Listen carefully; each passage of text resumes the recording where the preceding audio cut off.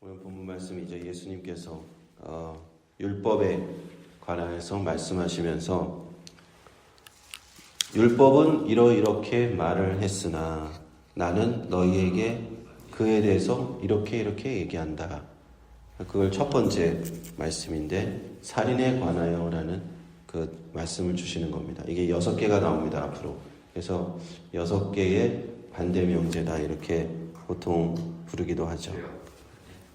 예수님께서 율법이 준 그 해석을 모세의 율법을 새롭게 해석해 주시는 겁니다. 21절에 보시면 옛사람에게 말한 바, 옛사람 누굴까요? 모세의 율법을 받은 옛 사람들을 얘기하는 것이죠. 살인치 말라 하였으나 하신 것은 10계명의 제 6번째 계명입니다. 레위기의 살인죄에 대한 형벌은 우리가 알다시피 레위기 24장 17절에 나오는 살인한 자는 사형에 처하라는 것이 레위기의 규정이요 율법의 규정이었습니다. 제6계명이죠. 오늘날에 보면은 한국의 범죄율이 굉장히 높습니다. 또 범죄율이 높은 나라 중에 특별히 한국이 범죄율이 높은데 묻지마 살인 같은 것도 많이 일어나고 그렇죠. 그런데 한국 사람들의 큰 불만이 뭐냐? 형량이 너무 적다라는 거. 살인죄를 범했는데도 10년도 아니고 5년도 안 나오는 경우도 있고 때에 따라서는 집행유예가 나오는 경우도 있으니까. 그러나 성경은 모세의 율법은 살인한 자는 무조건 사형죄, 형벌에 처한다라는 것이고 굉장히 법이 강하다라고 생각할 수 있어요. 모세의 법이. 그런데 이 모세에게 준 율법을 예수님께서 뭐라고 얘기하시냐 22절에 보면 살인죄를 더 본질적인 차원에서 접근해야 된다라고 말씀하십니다. 예수님께서는 형제에게 노하는 자마다 심판을 받는다. 모세의 율법은 살인한 자에게 심판을 받는다고 했는데 형제에게 노하는 자마다 심판을 받고 사형에 처해지는 그 정도의 살인을 해야 심판을 받는데 형제에게 노하는 자마다 심판을 받는 정도.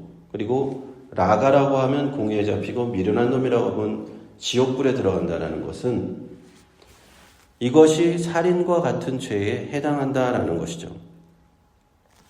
당시의 유대인들은 어쩌면 율법을 문자 그대로만 지키면 되었기 때문에 어느 정도 그 룸을 남겨놓은 거죠. 내가 형제에게 화를 내는 것은 살인한 것은 아니야. 내가 형제에게 욕을 한 것은 살인한 것은 아니야. 라고 생각할 수 있어요. 그것이 하나님 앞에 내가 큰 율법을 어긴 것은 아니다 라고 생각했을지도 모르겠습니다. 그러나 예수님께서 보시는 관점에서는 화를 낸 것, 또 욕을 한 것, 이 자체가 사실은 살인한 죄와 같다라고 말씀하시는 거예요. 모세의 율법에 비해서 어떻습니까? 훨씬 더 엄격한 잣대를 주시는 거예요. 마태복음 15장 19절 말씀에 보면 마음에서 나오는 것은 악한 생각과 살인과 간음과 음란과 도적질과 거짓 증거와 회방이니라고 예수님께서 이제 마태복음 15장에 가면은 다시 말씀을 하시는데 마음을 보시는 거예요. 마음. 그렇죠? 하나님께서는 우리가 모세의 율법은 그 행위만 가지고 계명을 어겼냐 안 어겼냐를 봤다면 하나님은 사실은 마음을 보신다는 걸 예수님은 지적해 주시는 거예요. 10계명을 형식적으로 지키면서 남에게 화내고 욕하고 하는 것은 계명을 어긴 게 아니기 때문에 나는 괜찮아 라고 하는 그런 발상에 반기를 드시는 거예요. 이게 정당해. 내가 저 사람들을 죽이지는 않았어 라고 정당화하는 거죠. 그렇죠? 그러나 사실은 그 사람이 그런 일 때문에 사실은 그 사람의 진짜로 죽이지는 않았지만 그 사람의 마음에 상처를 입히고 그 사람이 거의 죽을 만큼 고통을 느낄 수도 있는 것인데 나는 실제로 죽이지 않았기 때문에 계명을 범한 것은 아니다 라고 합리화를 시킨다는 거예요. 사람이. 그래서 예수님께서 그런 것을 지적하시는 거예요. 사람의 마음 보시고 너희가 형제를 미워한 마음이 있어서 그 마음이 드러나서 화를 내고 욕을 하고 그 사람을 마음을 상하게 하고 그 사람이 당신 때문에 시험이 들고 그리고 나중에는 급기야는 정말 잘못되는 최악의 경우는 그런 것 때문에 그 사람이 잘못될 수도 있는 거잖아요. 그렇죠? 요즘에 보면은 학교에서 아이들이 서로 막 이렇게 왕따를 시키고 얘를 막 서로 따돌리고 그 아이가 나중에 그래서 자살하는 경우도 있고. 그럼 어떻습니까? 우리는 그 아이를 난 직접 죽이지 않았지만 사실은 그 원인을 제공했잖아요. 그 사람을 죽음에 몰고 간 그런 죄를 범했다면 하나님께서는 그것을 죄악으로 보신다는 거예요. 예수 믿지 않는 사람들에게 우리가 전도를 할 때 보면 당신은 죄인입니다 라고 얘기했을 때 잘 받아들이지 않는 경우가 있어요. 내가 왜 죄인입니까? 저는 죄인이 아닙니다. 내가 한국에서도 감옥에 간 적이 한 번도 없고 경찰서에 끌려가 본 적도 한 번도 없고 미국 땅에 와서도 제가 그냥 백그라운드 체크하면 저는 한 번도 범죄 기록도 없는 사람이에요. 라고 할 수 있어요. 그래서 난 죄인이 아니다 라고 생각해요. 세상적인 기준으로는 죄인이 아닙니다. 세상적인 기준으로는 살인하지 않았고 강도하지 않았고 절도하지 않았고 강간하지 않았기 때문에 죄인이 아니지만 그런 죄를 지어야지만 세상에서는 죄인이라고 하죠. 세상의 법의 경계선은 딱 그려놓고 나는 거기 넘어가지 않았어. 난 죄인이 아니야. 나 정도면은 착한 사람이고 선한 사람이야. 그러니까 내가 왜 죄인이라고 합니까? 라고 하지만 그것은 하나님이 보시기에는 그 선을 이미 넘었어요. 우리는. 그렇죠? 우리 인간은 모두가 그 선을 다 넘었습니다. 사람에게 화를 내고 미워하고 욕하고 하나님의 관점에서는 예수님이 말씀하시기를 이미 살인과 같다. 마음에 분노가 가득 차고 미움이 가득 차고 그것 때문에 화를 내고 욕하고 그 사람을 시험에 들게 하고 그 사람과의 관계가 멀어졌다면 우리는 이미 하나님 앞에서 죄를 지은 것, 살인하는 죄를 지은 것과 같다라는 것입니다. 실제로 이렇게 조사를 해보면요. 실제로 묻지마 살인 같은 거를 저지른 살인자들의 그 뒷 배경을 조사해보면 그거 참 신기하게도 평소에 그 사람이 어떤 말을 하고 다녔냐? 남을 저주하고 욕하고 하는 말을 다 하고 다녔어요. 그러다가 그런 일을 벌이는 거예요. 처음에는 그냥 평소에 멀쩡하던 사람이 정말 선한 말을 하고 사람들한테 친절을 베풀고 이러던 사람이 살인을 저지르는 게 아니더라고요. 미워하고 남들에게 욕하고 이러던 이상한 사람들이 그런 행동을 하다가 갑자기 어느 날 사진을 저지르는 거예요. 무엇이 그러냐? 그 마음속에 미움이 쌓이고 나중에 그게 극단적으로 표출되는 것이 그런 살인의 행위였다. 그러나 출발 원인은 우리의 마음속에 있었다는 거죠. 그러므로 예수님께서 이 지적해 주신 말씀에 따르면 우리는 죄인인 것입니다. 율법에 따르면 죄가 아닐 수 있어요. 세상의 법에 따르면 우리는 죄인이라고 하지 않을 수 있어요. 모세의 율법조차도 살인을 직접적으로 하지 않으면 죄가 아니야 라고 할 수 있어요. 그러나 우리는 죄인이요. 왜냐?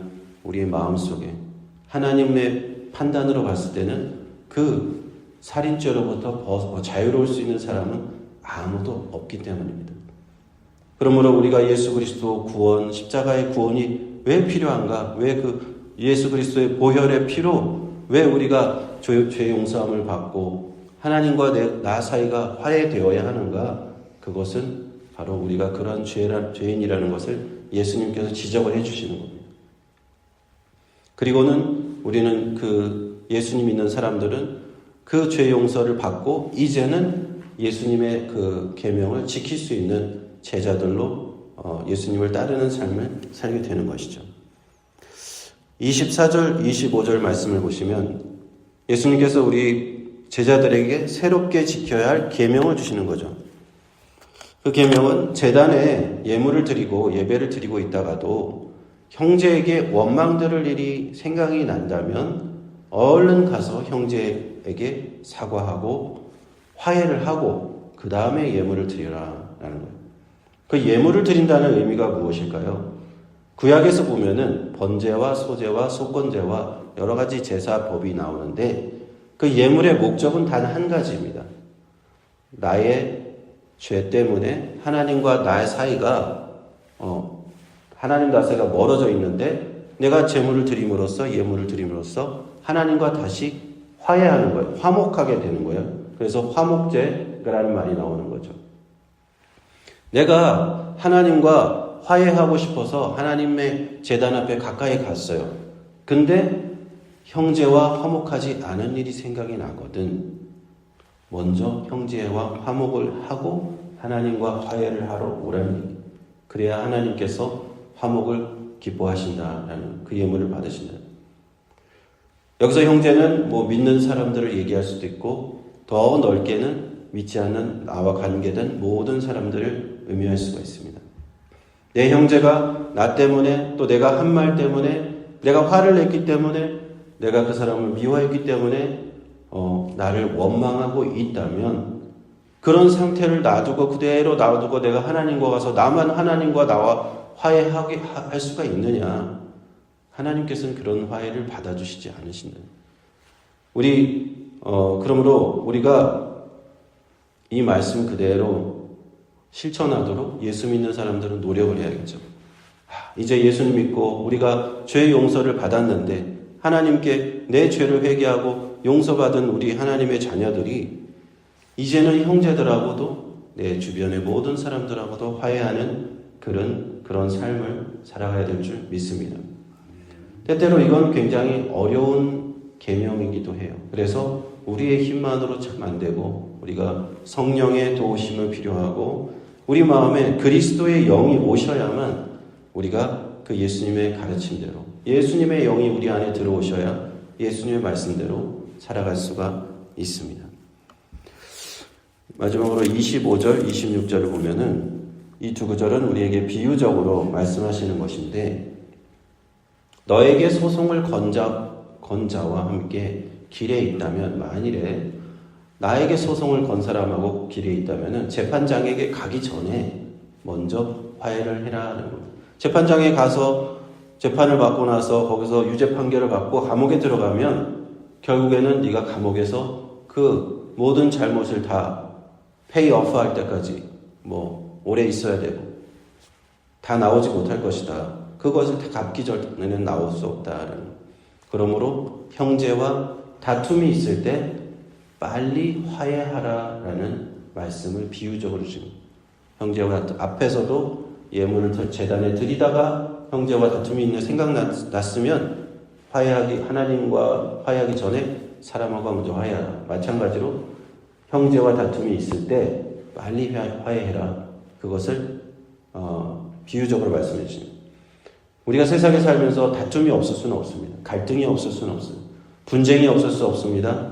그건 우리가 살아가는데 어떻게 보면은 없을 수 없는 그런 필요악이라고 할까? 어떻게 보면 모든 사람들의 생각이 똑같을 수가 없잖아요. 모든 사람들의 의견이 같을 수가 없기 때문에 항상 갈등이라는 거 생겨요. 우리가 정치판에서 늘 보면 맨날 싸우고 있잖아요. 맨날 갈등하고 있잖아요. 세상에 의견이 똑같은 의견이 어디 있어요? 다 사람마다 생각이. 그러다 보니까 계속 분쟁과 갈등이 생기는 게 우리 사람과의 이 사회의 그 어떤 속성이라면 그런 게 나에게 생겼을 때 빨리 해결하려고 노력하는 거예요. 내가 먼저 다가가서 화해를 청하다. 그렇게 하다 보면은 그 문제도 별일 없으듯이 다 사라지는 것이고 하나님의 그런 평화가 화목이 이루어지는 것인데 우리가 그 문제가 생겼을 때 화해하지 않고 그것을 해결하려고 하지 않고 자꾸만 쌓아두니까 사람과 사람 사이가 자꾸 멀어지는 거죠. 자꾸만 쌓아두니까. 대부분의 이제 결혼 생활들이 깨지는 경우들을 보면은 이혼하는 이유가 뭐예요? 갈등이 그 부부 사이에 갈등이 생기는데 그걸 자꾸 쌓아두다 보니까 나중에는 처음에는 약간 서먹하다가 더 나중에는 점점 말도 안 하게 되고 그게 몇 년 지나고 나면 돌이킬 수가 없는 거죠. 그래서 골마 터지는 그런 상황들을 가는 것을 많이 볼 수 있습니다. 에베소서 4장 26절에 성경을 말씀합니다. 분을 내어도 죄를 짓지 말며. 분을 낼 수가 있는 거예요. 사람이 살다 보면은. 그렇죠. 우리가 다 부족하니까 분을 내어도 근데 죄를 짓지 말고 그게 빨리 화목해라. 회가 지도록 붐을 품지 말아라 라고 말씀하십니다. 마귀로 틈을 타지 못하게 하라는 것이 에베소서 4장 26절 27절의 말씀이었습니다. 어떻습니까? 예수님의 율법에 대한 새로운 해석, 확실히 차원이 높은 해석을 주시죠. 차원이 높을 수밖에 없어요. 하나님의 아들 예수 그리스도께서 이 율법을 하나님의 관점에서 해석해 주시잖아요. 서기관들과 바리새인들의 의보다 낫지 못하면이라고 하셨는데 우리가 말씀을 보면 예수님의 이 하신 의는 정말 차원이 높은 의였구나. 당시 바리새인들이 지키는 율법을 정말 하나님의 뜻에 가까이 가지도 못하는 그런 율법이었구나. 그것이 바로 예수님께서 말씀해 주시는 차원이 높은 계명입니다. 그리스도 예수의 말씀은 우리의 심령을 간파하시고 먼저는 우리가 죄인임을 깨닫게 하시고 우리가 구원이 필요한 자인들을 깨닫고 그리스도의 피로 하나님과 먼저 우리가 화목되게 하십니다. 그리고는 우리는 그 화목된 하나님의 자녀가 되어서 이제 형제와 화목하고 이러한 주님의 새 계명을 지키는 그런 삶을 살아가는 줄로 믿습니다.